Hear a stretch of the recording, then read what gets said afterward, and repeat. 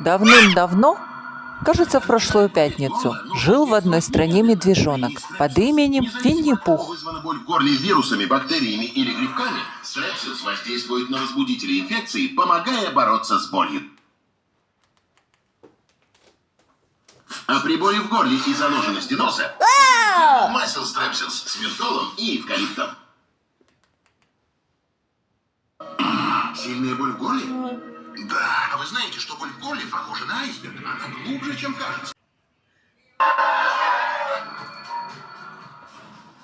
Боль в горле? Не сейчас. Прими Strepsils интенсив. Таблетки для рассасывания с флуорбифеном облегчают боль в горле и боль в Strepsils интенсив начинает работать через 2 минуты и действует до 4 часов.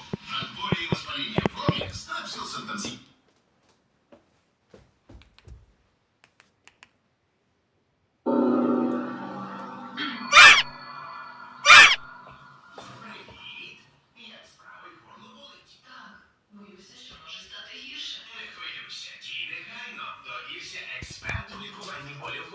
Візьми Strepsils. Strepsils не тільки зупиняє розмноження бактерій, що викликають біль у горлі, але й вбиває їх. Дякую. Прощавай біль у горлі. Візьми Strepsils.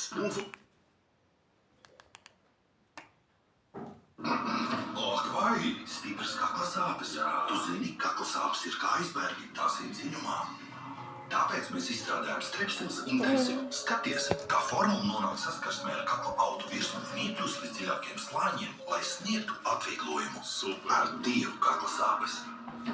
Strepsils intensivu. Strepsils intensivu pieejams 24 tablešu iepakojumā. Pērkot lielo iepakojumu cena par 1.